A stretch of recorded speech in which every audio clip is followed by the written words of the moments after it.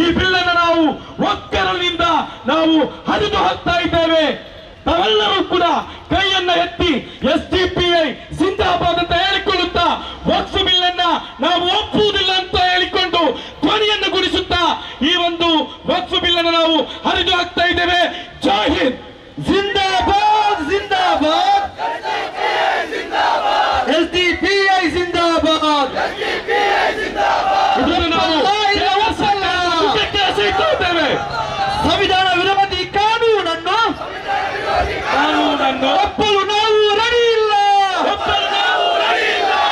ಇಲ್ಲಿ ಮುಸಲ್ಮಾನರಿಗೆ ಅಗತ್ಯ ಇಲ್ಲದಂತಹ ನಿಮ್ಮ ಕಾಯ್ದೆ ಅದು ಯಾರಿಗೂ ಕೂಡ ಅಗತ್ಯ ಇಲ್ಲ. ಇಲ್ಲಿ ಪಾರ್ಲಿಮೆಂಟಿನಲ್ಲಿ ಮಂಡನೆ ಮಾಡದೇ ಇರಲಿ, ಅಲ್ಲಿ ಅಂಗೀಕಾರ ಆಗದೇ ಇರಲಿ, ಆದರೂ ಕೂಡ ಇದನ್ನು ಈ ದೇಶದ ಮುಸಲ್ಮಾನರು ಒಪ್ಪುವುದಿಲ್ಲ ಅಂತ ಹೇಳುವಂಥದ್ದು ಈಗಾಗಲೇ ಈ ದೇಶದ ಖ್ಯಾತ, ಈ ಜಿಲ್ಲೆಯ, ಈ ದೇಶದ, ಈ ರಾಜ್ಯದ ಪ್ರಖ್ಯಾತ ಉಲೆಮಾಗಳು ಬೀದಿಯಲ್ಲಿ ನಿಂತು ಹೇಳಿದ್ದಾರೆ. ಉಲೆಮಾಗಳು ಕರೆಗೊಟ್ಟ ನಂತರ ಯಾವ ರೀತಿಯಲ್ಲಿ ಈ ದೇಶದಲ್ಲಿ ಸ್ವಾತಂತ್ರ್ಯ ಸಂಗ್ರಾಮಕ್ಕೆ ಚಾಲನೆ ದೊರೆಯಿತ ನಮ್ಮ ಉಲೆಮಾಗಳು ಈಗಾಗಲೇ ಇದಕ್ಕೆ ಕರೆಗೊಟ್ಟಿದ್ದಾರೆ. ಇದರ ವಿರುದ್ಧ ನಾವು ಹೋರಾಡ್ತೇವೆ ಅಂತ ಹೇಳಿದ್ವಿ. ಆದ ಕಾರಣ ಈ ಹೋರಾಟ ಇದು ಇಲ್ಲಿ ಈ ವಕ್ಫ್ ಆಸ್ತಿಯನ್ನು, ಈ ತಿದ್ದುಪಡಿಯನ್ನು ನಾವು ಮುಂದುವರಿಸುವುದಿಲ್ಲ, ಇದನ್ನು ನಾವು ನಿಲ್ಲಿಸ್ತೇವೆ ಅಂತ ನೀವು ಹೇಳುವವರೆಗೂ ಕೂಡ ನಮ್ಮ ಈ ಹೋರಾಟಗಳು ಖಂಡಿತವಾಗಿಯೂ ಮುಂದುವರಿಯುತ್ತಾ ಇದೆ ಅಂತ ಹೇಳುವಂತಹ ಒಂದು ಸತ್ಯವನ್ನು ಕೇಂದ್ರ ಸರ್ಕಾರ ಅರ್ಥ ಮಾಡಿಕೊಳ್ಬೇಕು. ಇದು ಕೇವಲ ಮುಸಲ್ಮಾನರನ್ನು ಮಾತ್ರ ಅಲ್ಲ, ಮುಂದಿನ ದಿವಸಗಳಲ್ಲಿ ಪ್ರತಿಯೊಂದು ಧರ್ಮವನ್ನು ಕೂಡ, ಪ್ರತಿಯೊಂದು ಪಂಗಡವನ್ನು ಕೂಡ, ಪ್ರತಿಯೊಂದು ಪಕ್ಷವನ್ನು ಕೂಡ, ಪ್ರತಿಯೊಂದು ಸಂಘಟನೆಯನ್ನು ಕೂಡ ಗುರಿಪಡಿಸಿಕೊಂಡು ಕೇಂದ್ರ ಬಿಜೆಪಿ ಸರ್ಕಾರ, ಫ್ಯಾಸಿಸ್ಟ್ ಮನೋಭಾವದ ಸರ್ಕಾರ ಈ ಇಂತಹ ಕಾನೂನುಗಳನ್ನು ಜಾರಿಗೆ ತರ್ತದೆ. ಬಿಜೆಪಿಯ ಒಬ್ಬರು ಸಂಸದರು ಈ ಹಿಂದೆ ಕೊರೋನಾದ ಸಂದರ್ಭದಲ್ಲಿ ಒಂದು ಬ್ರಾಹ್ಮಣ ಸಭಾದ ಒಂದು ವೇದಿಕೆಯಲ್ಲಿ ನಿಂತು ಹೇಳಿದಂತ ಒಂದು ಮಾತು, ಈ ದೇಶದಲ್ಲಿ ಮುಸಲ್ಮಾನರು ಇರುವಷ್ಟು ದಿವಸಗಳವರೆಗೆ ಮಾತ್ರ ಇಲ್ಲಿನ ಹಿಂದೂಗಳಾಗಿರ್ತಾರೆ, ಆ ನಂತರ ಆ ಶ್ರೇಣೀಕೃತ ವ್ಯವಸ್ಥೆ ಬ್ರಾಹ್ಮಣ, ಕ್ಷತ್ರಿಯ, ಶೂದ್ರ ಅಂತ ಹೇಳುವಂತಹ ಆ ಮೇಲು ಕೀಳು ವ್ಯವಸ್ಥೆ ಇಲ್ಲಿ ಜಾರಿಗೆ ಬರ್ತದೆ. ಇವರಿಗೆ, ಈ ಸಂಘ ಪರಿವಾರಕ್ಕೆ, ಈ ಸವರ್ಣ ವರ್ಗಕ್ಕೆ ಇಲ್ಲಿ ತೊಡಕಾಗಿರುವಂತದ್ದು ಇಲ್ಲಿ ಮುಸಲ್ಮಾನರಾಗಿದ್ದಾರೆ. ಮುಸಲ್ಮಾನರು, ಮುಸ್ಲಿಂ ಸಮುದಾಯ, ಪ್ರವಾದಿ ಸಲ್ಲಲ್ಲಾಹು ಅಲೈಹಿ ವಸಲ್ಲಂ ಅವರು ಪ್ರತಿಪಾದಿಸಿದಂತಹ ಆ ಏಕತೆ ಮತ್ತು ಸಹೋದರತೆ, ಆ ಸಹಬಾಳ್ವೆ, ಒಂದೇ ಪಂಕ್ತಿಯಲ್ಲಿ ಅವರು ನಮಾಜು ಮಾಡುತ್ತಾರೆ, ಒಂದೇ ಪಂಕ್ತಿಯಲ್ಲಿ ಕುಳಿತುಕೊಂಡು ಊಟ ಮಾಡ್ತಾರೆ. ಈ ವ್ಯವಸ್ಥೆಯನ್ನಾಗಿರ್ತದೆ ಇಲ್ಲಿನ ಸಂಘ ಪರಿವಾರಕ್ಕೆ ಆಗದೇ ಇರುವಂತದ್ದು. ಆದ ಕಾರಣ ಇವತ್ತು ಇಲ್ಲಿ ಈ ದೇಶದಲ್ಲಿಯೂ ಕೂಡ ಅವರು ವಿರೋಧಿಸ್ತಾ ಇರುವಂತದ್ದು ಮುಸಲ್ಮಾನರು ಆ ಕಾರಣಕ್ಕಾಗಿ ಆಗಿದೆ.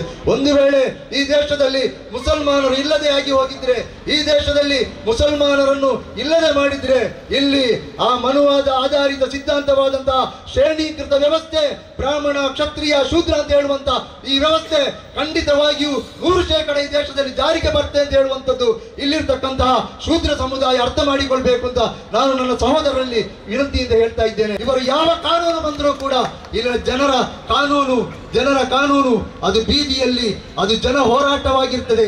ಜನಶಕ್ತಿಯ ಮುಂದೆ ಯಾವ ಕಾನೂನುಗಳು ಕೂಡ ಇಲ್ಲಿ ನೆಲೆ ನಿಲ್ಲುವುದಿಲ್ಲ ಅಂತ ಹೇಳುವಂತಹ ಒಂದು ಸಂದೇಶವನ್ನು ಕೇಂದ್ರ ಸರ್ಕಾರಕ್ಕೆ ಕೊಡ್ತಾ ಈ ಹೋರಾಟಗಳಲ್ಲಿ ಮುಂದಿನ ದಿವಸವೂ ಕೂಡ ನಾವು ಇದೇ ರೀತಿಯಲ್ಲಿ ಬೀದಿಯಲ್ಲಿ ಮತ್ತೆ ಜೊತೆಯಾಗಬೇಕಾದಂತ ಸಂದರ್ಭ ಬಂದ್ರೆ, ಅದು ಯಾವ ಮಧ್ಯರಾತ್ರಿ ಆದರೂ ಕೂಡ ನಾವು ಕರ್ತರೆ ನಾವು ಬರಬೇಕು. ಅದಲ್ಲ, ಯಾರು ಈ ಹೋರಾಟಕ್ಕೆ ನೇತೃತ್ವ ವಹಿಸ್ತಾರೆ ಆ ಹೋರಾಟದಲ್ಲಿ social democratic party of India ಸದಾ ಅವರ ಬೆನ್ನ ಹಿಂದೆ ಇದ್ದೇ ಇರ್ತದೆ ಅಂತ ಹೇಳುವಂತಹ ಒಂದು ಸ್ಪಷ್ಟ ಸಂದೇಶವನ್ನು ಈ ಮೂಲಕ ಕೊಡ್ತಾ, ಮುಸಲ್ಮಾನರು ತೀರ್ಮಾನದ ಮೇಲೆ ಒಳಗೊಳ್ಳುವವರಾಗಿದ್ದಾರೆ, ತೀರ್ಮಾನದ ಮೇಲೆ ದೃಢತೆಯಿಂದ ನಿಲ್ಲುವವರಾಗಿದ್ದಾರೆ. ಅದು ಸ್ವಾತಂತ್ರ್ಯದ ಹೋರಾಟದಲ್ಲಿ ನಾವು ತೋರಿಸಿಯೂ ಕೂಡ ಕೊಟ್ಟಿದ್ದೇವೆ. ನಮ್ಮ ಹೋರಾಟಗಾರರ ಕುತ್ತಿಗೆಯಲ್ಲಿ ನೇಣುಗಂಬದ ಹಗ್ಗವನ್ನು ಹಾಕಿಕೊಂಡು ಈಗ ನೀನು ಸ್ವಾತಂತ್ರ್ಯದ ಹೋರಾಟದಿಂದ ಹಿಂದೆ ಸರಿಯುವುದಾದರೆ ನಿನ್ನನ್ನು ಬಿಟ್ಟು ಬಿಡುತ್ತೇವೆ ಅಂತ ಹೇಳಿದಾಗ ಕಾಲಪಾನಿಗೆ ಹತ್ತಿಸಿಕೊಂಡು ಸಾವರ್ಕರ್ದಂತೆ ಕ್ಷಮೆ ಪತ್ರವನ್ನು ಬರೆದುಕೊಡು, ಬಿಟ್ಟು ಕೊಡ್ತೇವೆ ಅಂತ ಹೇಳಿದಾಗ ಸಾವರ್ಕರ್ ಕೊಟ್ಟರು, ಮುಸಲ್ಮಾನರು ಕೊಡ್ಲಿಲ್ಲ. ಮುಸಲ್ಮಾನರು ನೇಣಿಗೆ ತಲೆಯನ್ನು ಕೊಟ್ಟರು, ಈ ದೇಶವನ್ನು ಬಿಟ್ಟು ಕೊಡ್ಲಿಲ್ಲ. ನಮ್ಮನ್ನು ಸಂಬಂಧಿಸಿದಂತೆ ಸಂವಿಧಾನಕ್ಕೆ ವಿರುದ್ಧವಾಗಿ ಈ ಮಸೂದೆಯನ್ನು ತರಲಾಗ್ತಾ ಇದೆ. ಈ ವಿಚಾರದಲ್ಲಿ ನಾವು ಹುತಾತ್ಮರಾಗಲಿಕ್ಕೆ ಸನ್ನದ್ಧರಾಗಿದ್ದೇವೆ. ನೀವು MK5C ಬಂಧಿಸಿಕೊಂಡು SDPI ಹೋರಾಟದಿಂದ ಹಿಂದೆ ಸರಿಸಬಹುದು ಅನ್ನುವಂತಹ ಹಗಲು ಕನಸನ್ನ ಕಂಡ್ರಿ. ನೀವು MK5C ಮಾತ್ರವಾಗಿದೆ ಬಂಧಿಸಿರುವಂತಹದ್ದು, ಈ ದೇಶದ SDPI ಕಾರ್ಯಕರ್ತರನ್ನ ಬಂಧಿಸಲಿಲ್ಲ ಅನ್ನೋದನ್ನ ನೀವು ಅರ್ಥ ಮಾಡಿಕೊಳ್ಬೇಕು. ಈ ದೇಶದಲ್ಲಿ SDPI ವಿಚಾರಗಳಿವೆ.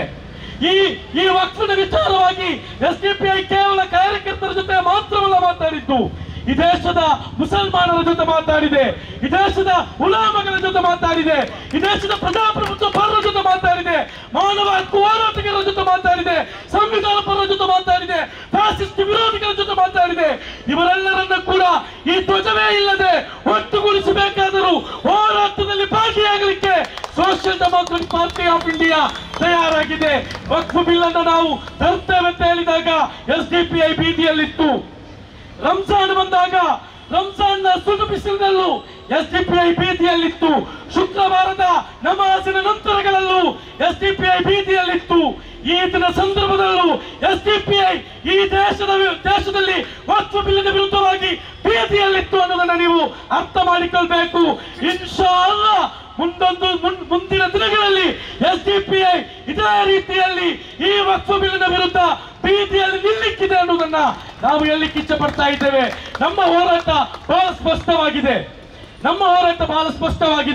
ಯಾಕಂತ ಹೇಳಿದ್ರೆ ಹಗಲು ಮತ್ತು ರಾತ್ರಿ ಎಷ್ಟು ಸತ್ಯವೋ ಅಷ್ಟೇ ಸತ್ಯವಾಗಿದೆ. ಈ ಬಿಲ್ಲನ್ನ ಹಿಂಪಡೆಯುವ ತನಕ ನಾವು ಹೋರಾಟದಿಂದ ಹಿಂಜರಿಯುವುದಿಲ್ಲ ಅನ್ನುವುದನ್ನ ಸ್ಪಷ್ಟಪಡಿಸ್ತಾ ಇದ್ದೇವೆ. ರೈತರ 750 ಜೀವಗಳು ಈ ದೇಶದಲ್ಲಿ ನೀವು ತೆಗೆದಾಗಲೂ ಕೂಡ ರೈತ ಹೋರಾಟಗಾರರು ಹೋರಾಟದಿಂದ ಹಿಂಜರಿಯಲಿಲ್ಲ. ಇದೇ ಮಂಗಳೂರಿನಲ್ಲಿ ನೌಶೀನ್ ಮತ್ತು ಜಲೀಲನ್ನ ಗೋಲಿಬಾರ್ ಮಾಡಿ ಇಲ್ಲಿನ ಪೊಲೀಸರು ಕೊಂದು ಹಾಕಿದಾಗಲೂ ಕೂಡ NRC ಮತ್ತು CA ಹೋರಾಟದಿಂದ ನಾವು ಹಿಂಜರಿಯಲಿಲ್ಲ. ನೋಡ್ತಾ ಇರಿ, ಈ ಹಾಕಿದಂತಹ ಬ್ಯಾರಿಕೇಡ್ಗಳನ್ನ ಕಿತ್ತೆಸೆದುಕೊಂಡು ಇಲ್ಲಿರುವಂತಹ ಪ್ರತಿಯೊಂದು ಅಡೆತಡೆಗಳನ್ನ ಎದುರಿಸಿಕೊಂಡು ನಾವು ಮುಂದೋಗ್ಲಿಕ್ಕಿದ್ದೇವೆ. ರೈತರ ಬಂದದ್ದು ಕೇವಲ ಟ್ರ್ಯಾಕ್ಟರ್ನೊಂದಿಗೆ ಆಗಿದೆ.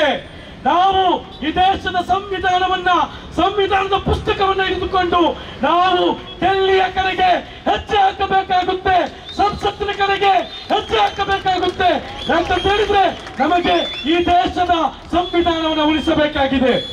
ಈ ದೇಶದ ಸಂವಿಧಾನ ಅದು ಉಳಿಯಬೇಕಾಗಿದೆ.